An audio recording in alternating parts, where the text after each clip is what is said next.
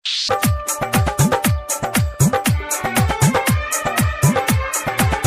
सुन रहे हैं शिवानी रिकॉर्डिंग स्टूडियो की शानदार। का हो डीजे रेहान बाबू, जान लेब का?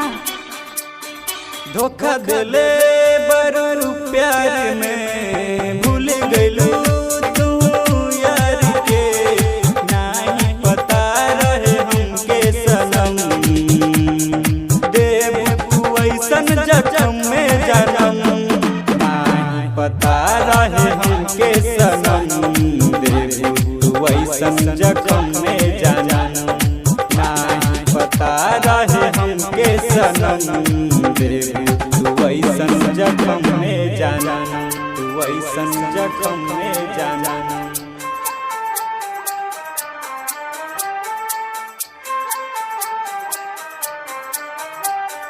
डीजे रेहान बाबू, मदारपुर सिवान।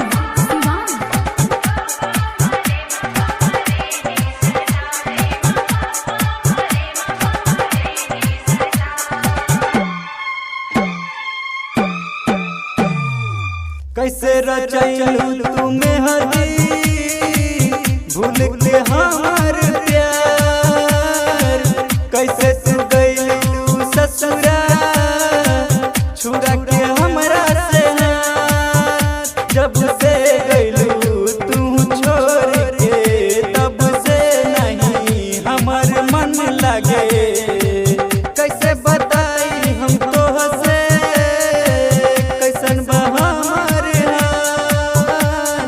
हर पल याद सतावे, नहीं पता रहे हमके सनम, देव तू ऐसन जखम में जाना, नहीं पता रहे हमके सनम, देव तू ऐसन जखम में जाना। आप सुन रहे हैं शिवानी रिकॉर्डिंग स्टूडियो की शानदार प्रस्तुति।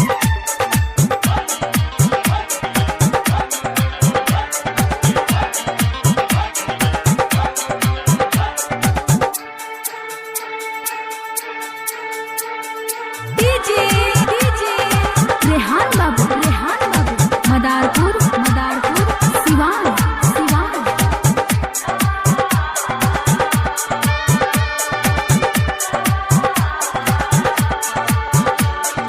का हो डीजे रेहान बाबू, जान लेब का?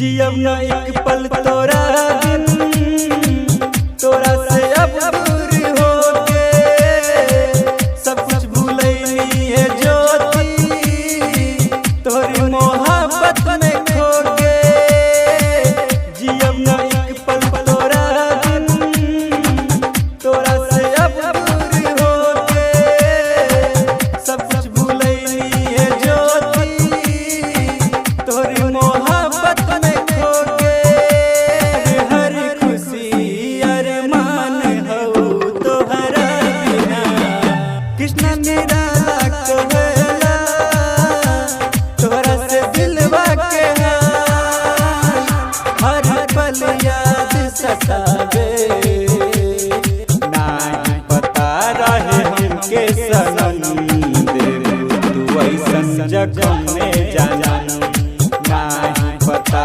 रहे हमके सनम, देव तू ऐसन जखम में जाना।